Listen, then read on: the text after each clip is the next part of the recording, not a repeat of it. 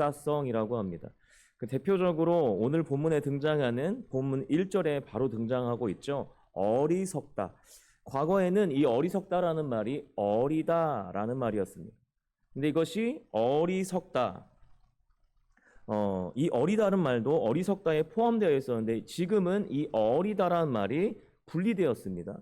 그리고 동시에 이 어리석다라는 의미가 변화됐는데요. 슬기롭지 못하고 둔하다라는 뜻을 가지게 되었습니다. 그러니까 시간이 흐름에 따라서 이 단어라는 것은 자신의 모습을 바꾼다라는 거죠. 또 그와 비슷한 유사성이 있는 것이 있는데 언어의 역사, 언어의 사회성입니다. 언어의 역사성과 연관이 깊은 언어의 사회성이 있습니다.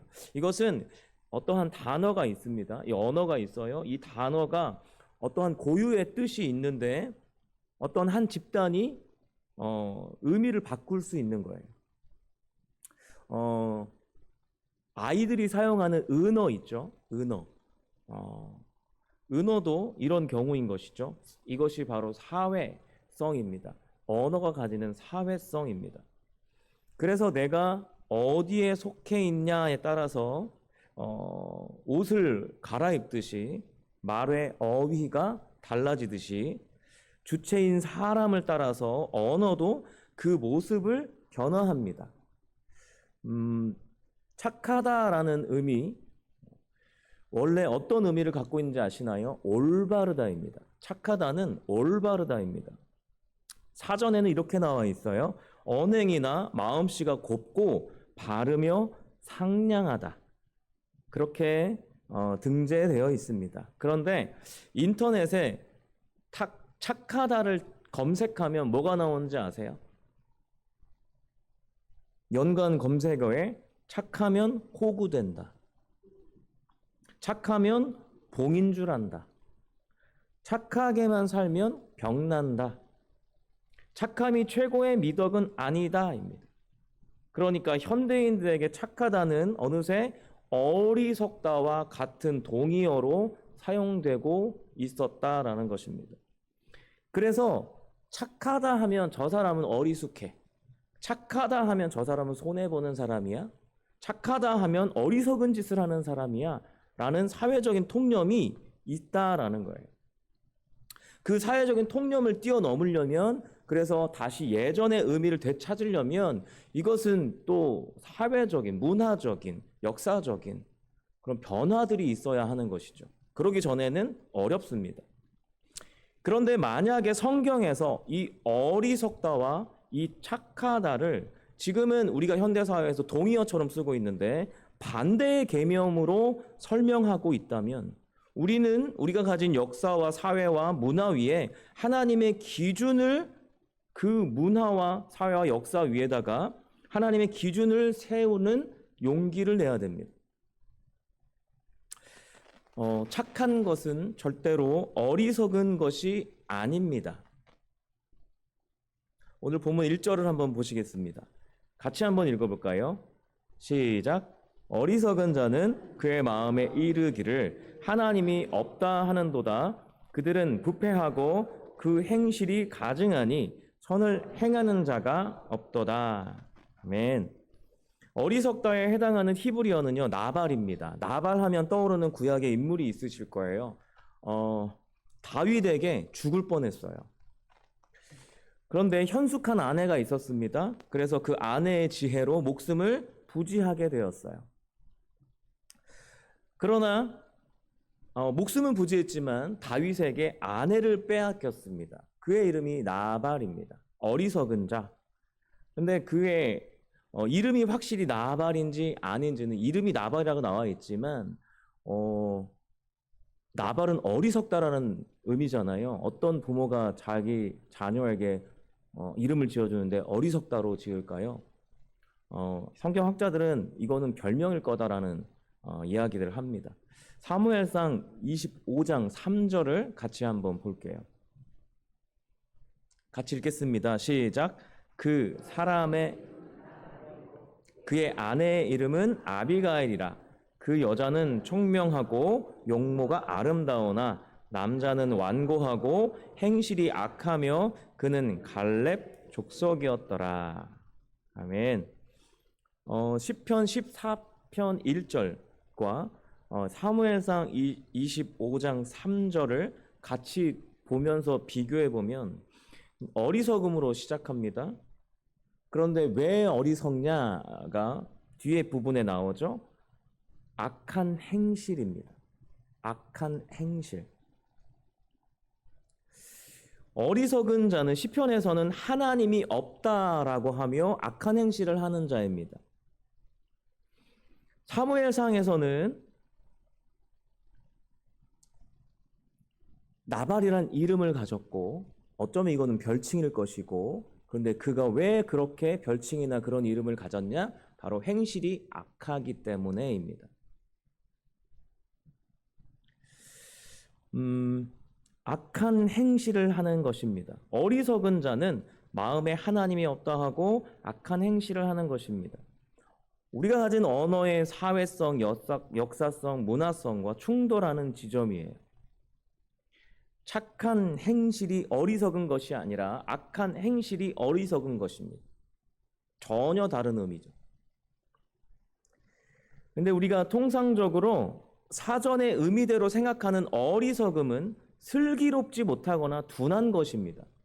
그래서 우리가 그냥 그러한 의미로 나발이란 사람을 보거나 시편의 어리석은 자를 보면 좀 둔하고 나사가 빠진 것 같은, 이해력이 부족한 것 같은 그런 좀 바보 같은 그런 모습으로 이 부분을 해석할 수 있는 것이죠.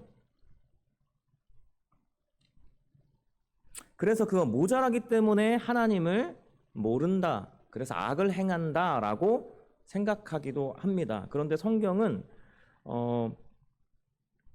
그의 배경을 보여주면서 조금은 다른 시각을 볼 수 있게 합니다. 나발을 보면 나발은요 부자입니다.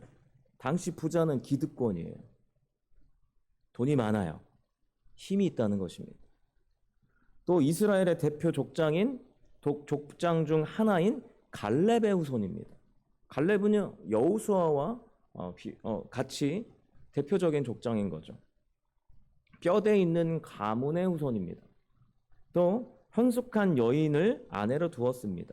그리고 어떤 성경학자들은 그가 정치적인 셈을 할 줄 아는 사람이다라고 생각했어요. 왜냐하면 다윗과 사실은 유다 지파예요. 같은 유다 지파인데 그는 사울 왕의 편에 들었어요. 우리가 성경을 통해서 사울 왕을 대할 때 항상 안 좋게 이야기를 많이 듣잖아요. 그러다 보니까 사울의 영향력에 대해서 굉장히 미약하게 봅니다. 그런데 사울은 초대 왕임에도 불구하고 40년을 집권했어요. 그리고 그가 죽은 이후에 남유다와 북이스라엘로 나뉘게 된 것도 사울을 지지한 북쪽 진영이 있었다는 것을 의미하는 것이죠. 그래서 이 나발은 사울에게 붙어있는 자였다는 거죠. 정치적으로 힘 있는 자를 안다라는 거죠. 우파 쪽에 유력한 정치인이라고 보는 성경학자들도 있습니다.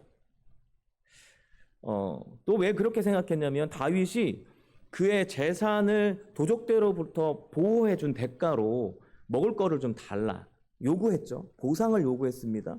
그랬더니 이 나발이라는 자가 뭐라고 얘기했냐면 다윗 그가 누구냐? 주인을 버리고 도망간 개가 아니냐? 라고 하면서 나는 그를 모른다 라고 정치적인 발언을 합니다. 상대 진영을 네거티브로 눌러버리는 거죠. 중요한 건 우리가 생각하는 그런 어리석음과 좀 어쩌게 좀 떨어지는 그러한 좀 둔한 그것과는 달리 세상에서는 뛰어난 존재였을 수 있다라는 거예요.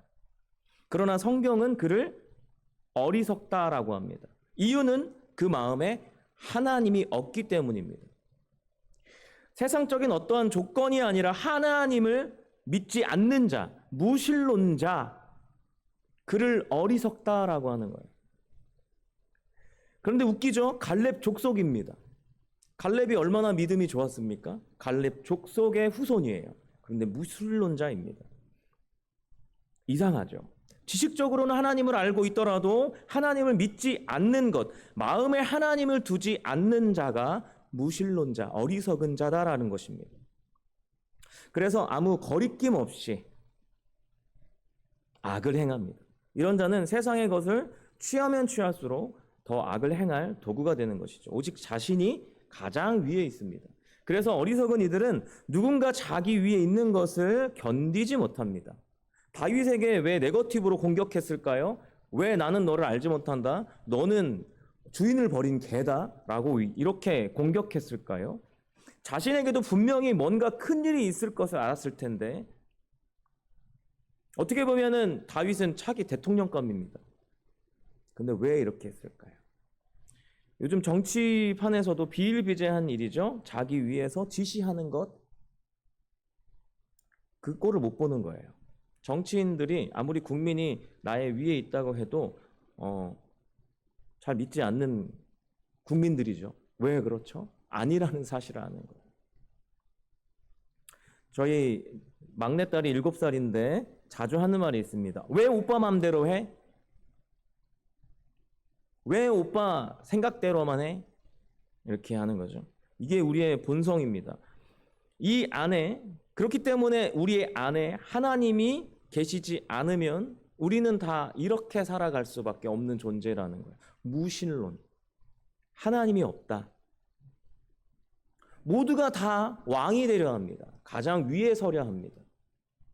그런데 2절과 3절에 보니까요. 하나님이 하늘에서 이 세상을 보시고 다들 그렇게 치우쳐 살고 있다라고 해요. 다들 그렇게 살고 있다. 이유가 뭘까요? 바로 2절에 보시면 지각이란 단어가 나옵니다. 지각. 그런데 그 지각이 없다라는 거예요. 이 상황을 로마서 3장에서는 이렇게 설명합니다. 로마서 3장 10절에서 12절 말씀을 같이 한번 읽도록 하겠습니다. 같이 읽겠습니다. 시작. 기록된 바 의인은 없나니 하나도 없으며 깨닫는 자도 없고 하나님을 찾는 자도 없고 다 치우쳐 함께 무익하게 되고 선을 행하는 자는 없나니 하나도 없도다. 아멘. 의인이 없습니다. 하나도 없습니다. 깨닫는 자도 없습니다. 하나님을 찾는 자도 없습니다. 다 치우쳐서 함께 무익하게 되고 선을 행하는 자도 없습니다. 하나도 없습니다. 모두가 다 이런 상황에 있다라는 거예요. 그런데 4절에 보시면 그들을 떡 먹듯 하나님의 백성을 먹어버린다라고 합니다. 그런 그들이 행하는 일은 뭐냐면 떡 먹듯이 하나님의 백성을 먹어버리는 거예요. 이건 두 가지 의미가 있습니다. 하나는 정말로 씹어버리는 겁니다. 그리고 또 하나는 이 일이 계속해서 현재 진행형으로 끊임없이 진행되는 것이 우리가 사는 이 세상이라는 거예요. 하나님의 백성은 어떤 존재일까요? 하나님을 아는 존재, 하나님을 믿고 하나님을 마음에 새기고 그래서 하나님이 나의 기준이 되어서 하나님의 선하심으로 살아가는 존재입니다. 그러면 기본적으로 무신론자보다 기준점이 훨씬 더 선하고 착하겠죠. 선이란 것은 착하다라는 것은 어떠한 고급한 삶의 자세라고 할 수 있습니다. 그래서 착하고 선함은 누구나 고귀하게 그것을 봅니다. 주변에 착한 일을 하고 선행을 하고 기부를 하면 다들 그 사람을 우러러보지 그 사람을 낮게 여기지 않습니다. 그래서 어찌 보면 그렇게 못하는 사람들은 그런 일들을 행하는 사람들에게 선을 행하는 이들에게 자기 위에 있는 것 같은 그런 느낌을 받죠. 마치 지는 게 이기는 것이다라는 속담처럼. 그런데 사실 이게 맞습니다. 남을 위해서 선행을 베푸는 만큼 완성적인 인성은 없어요. 하나님은 이 세상을 만드시고 하나님의 마음을 나누기 원하셨죠. 그것은 사랑을 나누는 것입니다. 선함을 나누는 것입니다. 그런데 악은 내 위에 누가 있는 것을 싫어하는 것이죠. 하나님도 싫어하는데 그럼 이런 사람들은 어떻게 할까요? 씹어버립니다. 내 밑에 두려 합니다. 그리고 너도 나랑 똑같으면서 왜 착한 척해? 너도 화나면서 왜 화를 안 내? 화를 낼 때까지 괴롭히기도 합니다. 그렇게 씹어버립니다. 그리고 이렇게 말합니다. 너 그럴 줄 알았어? 너도 별 수 없잖아? 너도 똑같잖아. 예전에 온 가족을 살해한 어떤 살인범이 연쇄살인범이었는데요. 그 가족을 왜 죽였냐고 이렇게 묻자 너무 행복한 그 가족의 모습을 보면서 참을 수가 없었다. 웃음소리를 들었는데 너무 행복해 보여서 참을 수가 없었다 그래요.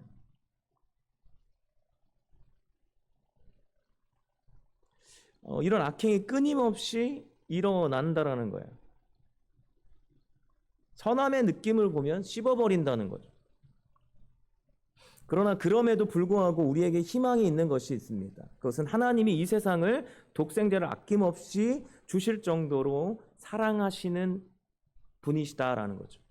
하나님은 하나님의 방식대로 이 세상을 사랑하십니다. 그리고 그렇게 그 사랑으로 이끄십니다. 5절을 함께 읽겠습니다. 5절입니다. 시작.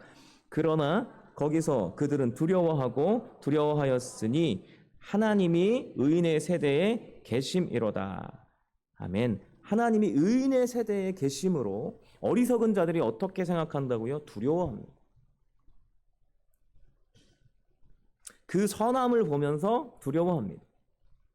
하나님은 모든 시간과 공간 속에서 의인의 세대들과 함께 있었다라는 거예요. 그들과 하나님이 함께 계십니다. 그러니까 이 일들에 있어서 주관자는 하나님이십니다.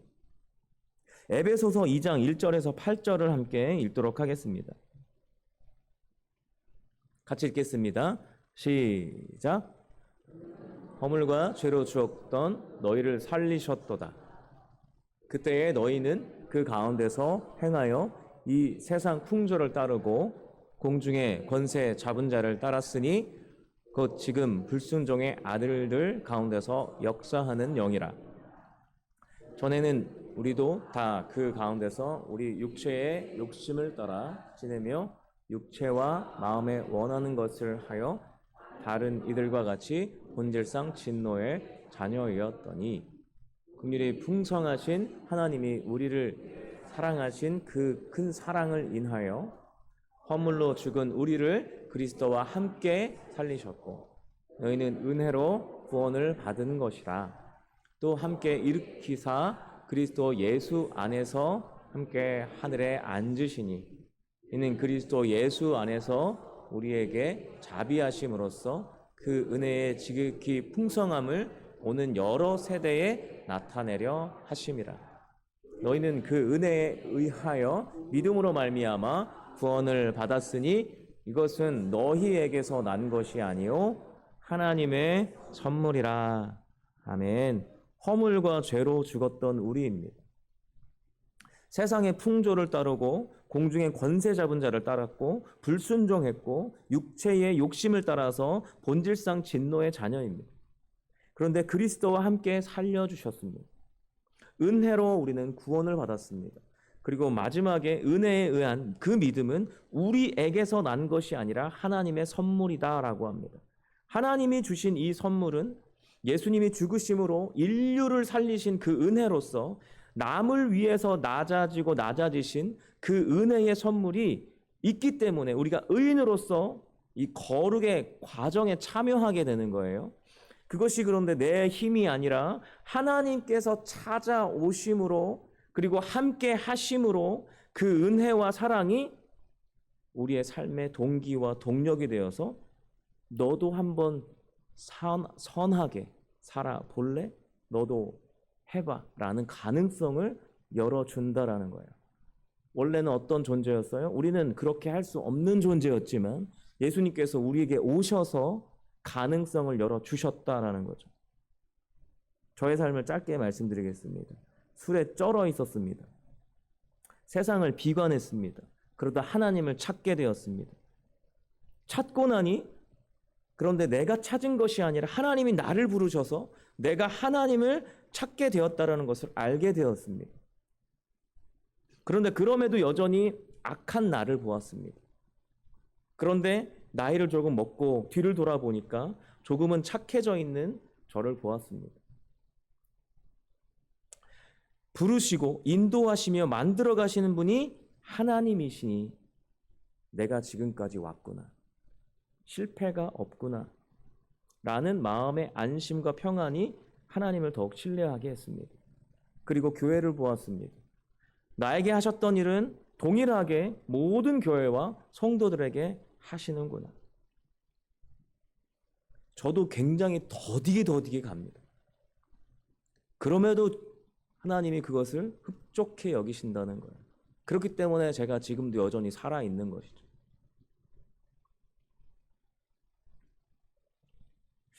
저도 이 정도 변했다면 다른 성도님들은 어마어마한 변화를 기대할 수 있을 겁니다. 그렇게 세상을 하나님의 방법대로 이끌어 가시는 분이 우리 하나님이시구나를 깨달았습니다. 그러나 아까도 말씀드렸듯이 선함, 착함을 씹어먹는 현실은 변하지 않습니다. 6절을 함께 보겠습니다. 6절 함께 읽겠습니다. 시작. 너희가 가난한 자의 계획을 부끄럽게 하나 오직 여호와는 그의 피난처가 되시도다. 아멘. 가난한 자의 계획입니다. 하나님을 아는 자. 하나님에 의해서 우리가 의에 목마르고 우리가 가진 것이 없음을, 목마른 자임을, 가난한 자임을 아는 것이죠. 그래서 하나님의 거룩함, 선함을 닮아가려는 자들을 부끄럽게 한다. 계속 씹어먹는 거죠. 그럴 때 필요한 것은 바로 하나님의 피난처입니다. 초월적인 피난처인 것이죠. 오늘 본문에서도 하늘에서 계시고 의인의 세대에도 계신 초월적인 하나님, 그 하나님의 놀라운 계획과 예정과 권능으로 하나님은 세상을 만드시고 운행하시는 그분이 내 안에 나와 함께 하신다라는 것이 나의 피난처입니다. 우리는 그분의 품을 누려야 합니다. 어떻게 누려야 할까요? 어떻게 알아야 될까요? 어떻게 알아봅니까? 어떻게 느낍니까? 마태복음 5장 16절을 함께 보도록 하겠습니다. 마태복음 5장 16절입니다. 같이 읽겠습니다. 시작. 이같이 너희 빛이 사람 앞에 비치게 하여 그들로 너희 착한 행실을 보고 하늘에 계신 너희 아버지께 영광을 돌리게 하라. 아멘. 빛은요, 예수님께서 빛으로 오셨습니다. 예수님께서 오시기 전에 이 모든 세상은 어두웠습니다. 암흑이었습니다. 하나님께서 빛을 창조하시기 전에 어두웠습니다. 보이지 않았습니다. 빛은 보이지 않던 것을 보게 합니다. 예수님과 우리가 살게 됐을 때 우리가 우리 내면에 볼 수 없던 것들, 우리가 더럽다고 생각하지 않았던 것들이 더럽게 느껴지는 것처럼 빛은 보이지 않던 것을 보게 합니다. 두 가지를 보게 합니다. 하나는요, 착한 행실. 이 착한 행실이 여기에서는 빛이라고 하죠. 이 빛으로 드러나는 착한 행실이 다른 사람, 하나님을 알지 못하는, 빛을 알지 못하는 사람들이 봤을 때 그들에게 그것이 빛으로 보여질 때 그들이 평소 보지 못했던 자신의 어둠을 보는 것입니다. 그리고 부끄러움을 느끼는 것이죠. 그것을 보게 된다라는 거예요. 그래서 아까 5절에 어리석은 자들이 두려워한다는 것도 이와 같은 의미인 것이죠. 그리고 또 하나는요, 조금 더 중요한 의미인데요, 나의 착한 행실로 인해서 내가 평소 보지 못했던 하나님의 초월성, 나와 연합되어 있는 나와 연합되어서 나와 함께 일하시는 하나님을 보게 되는 것입니다. 나와 함께 하시는 주님을 우리는 볼 수 있습니다. 우리는 어떤 존재였죠? 전혀 하나님을 위해서든 남을 위해서든 착한 행실을 할 수 없는 어리석은 존재였습니다. 내가 착한 행실을 할 수 있는 근거가 전혀 없는 존재였다라는 거예요. 내 위에 누가 있으면 다 끌어내리려고 하는 어리석은 존재였다는 거죠. 하나님이 있더라도 내일 끌어내리려고 하는 존재였다는 거죠. 그런데 지금 내가 하나님을 위해서든 남을 위해서든, 나를 위해서가 아닙니다. 남을 위해서든 착한 행실을 아주 작은 것만으로도 한다라는 것은, 이것은 불가능한 것을 행하고 있다라는 증거인 것이죠. 그것은 주님이 나와 함께 하시기에 가능하다라는 것을 증거하는 것입니다. 마치 내가 주님을 찾을 수 없는 존재인데 주님을 찾고 있어요. 저는 막 하나님께 부르짖었거든요. 막 소리 질렀어요. 있으면 나와봐. 막 반말하면서. 그런데 이미 제 안에 하나님께서 이미 나를 찾으셨기 때문에, 나에게 믿음이란 선물을 허락하셨기에 내가 하나님을 찾았다라는 거죠. 그래서 내가 찾고 있다라는 것은 하나님이 지금 나를 찾고 계신다라는 것을 반증하는 것입니다.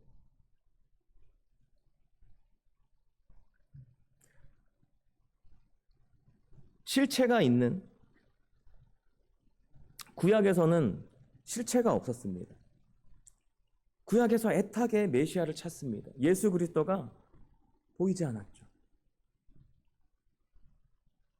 예언으로만 있었습니다. 그런데 예수님께서 실체로 오셨습니다. 그리고 이렇게 말씀하시죠. 나를 본 자가 하나님을 본 자다. 그런 것처럼 그 실체가 내 안에 계심을 어떻게 봅니까? 그것은 내가 그리스도를 닮아가는 것으로 그 실체감을 느껴보는 것입니다. 그러니까 착하다라는 것은요, 어리석음이 절대로 아닙니다. 오히려 하나님의 사랑과 은혜, 그리고 그 영광을 이 세상에, 그리고 나 자신에게 실체화하는 일인 것이죠.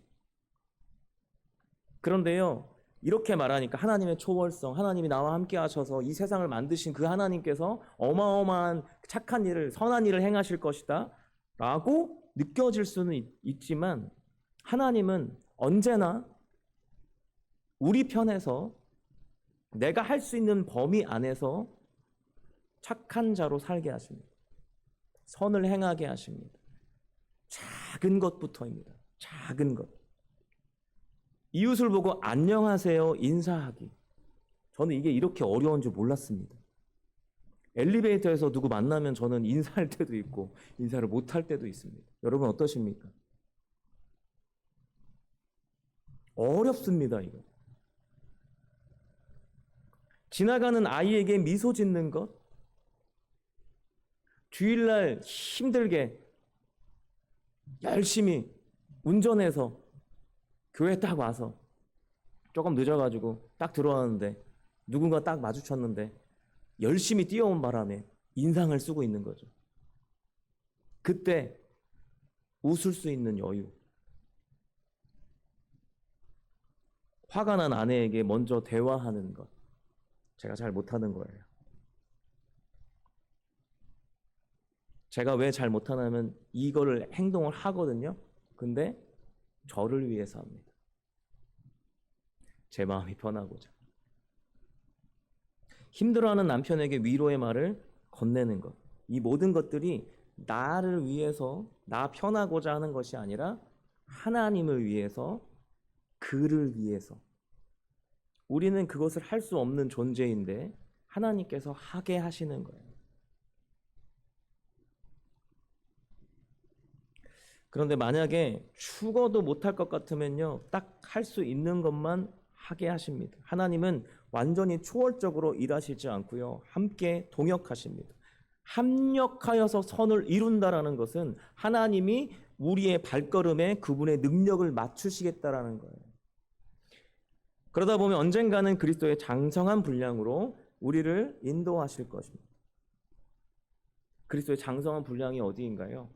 나를 완전히 부인하고 원수의 생명을 구하는 존재입니다.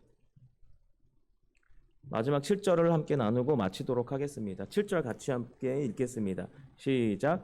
이스라엘의 구원이 시온에서 나오기를 원하도다. 여호와께서 그의 백성을 포로된 곳에서 돌이키실 때에 야곱이 즐거워하고 이스라엘이 기뻐하리로다. 아멘. 우리는 여전히 이 세상 안에, 이 현실 속에 삽니다. 우리는 그동안의 역사 안에서 살아와서 그 역사를 통해서 지금의 우리의 문화가 생기고 사회가 생기고 경제가 생겼죠. 그래서 우리는 그곳에서 벗어나는 것, 돌이키는 것, 세상에 포로된 곳에서 돌이키는 것을 굉장히 어려워합니다. 그래서 주와 함께 돌이켜야 합니다. 남들이 하는 것과 어쩌면 반대로 가야 하는 길일 수 있습니다. 그러나 우리는 포로된 곳에서 돌이키게 하시는 하나님과 함께 나아갈 때에 하나님을 기쁘게 할 수 있습니다. 기쁘시게 할 수 있습니다. 프랑스 작가인 조제프 주베르라는 사람이 이런 말을 남겼습니다. 자신의 주장을 결코 굽히지 않는 사람은 진리보다 자기 자신을 더 사랑하는 것이다. 하나님은 악한 우리와 선하신 예수 그리스도를 묶으셨습니다.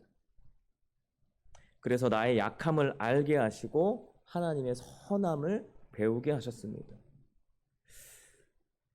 또한 이 어리석은 세상과 우리를 하나님은 지혜롭다 하세요. 왜냐하면 우리가 하나님을 믿기 때문입니다. 다른 조건 없습니다. 하나님을 경외하기 때문에 그렇습니다. 그 지혜로운 성도를 묶습니다. 그 이유도 동일합니다. 우리를 통해서 그들이 부끄러움을 느끼는 것이고 그것을 통해서 하나님 아버지의 하나님의 거룩하심을 보는 것입니다. 그렇게 주께로 함께 나아가는 것, 그것이 우리의 사명이요 숙제입니다. 이 시간 함께 기도하시겠습니다. 딱 한 가지만 같이 놓고 기도하겠습니다. 하나님이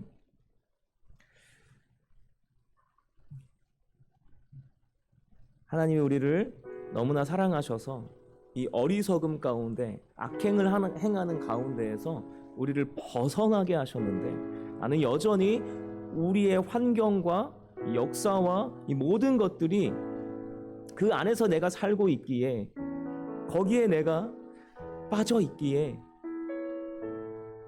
나도 그냥 그렇게 살아가고 있음을 이 시간 하나님 앞에 내어놓고 하나님 이제는 내 안에 계신 예수 그리스도가 일하심을 나의 삶을 통해서 나의 착한 행실을 통해서 하나님의 선하심이 나의 삶에서 작은 것에서부터 드러남을 통하여서 그것을 바라보게 하여 주시옵소서.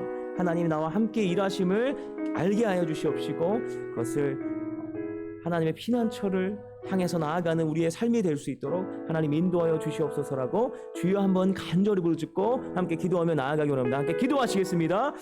주여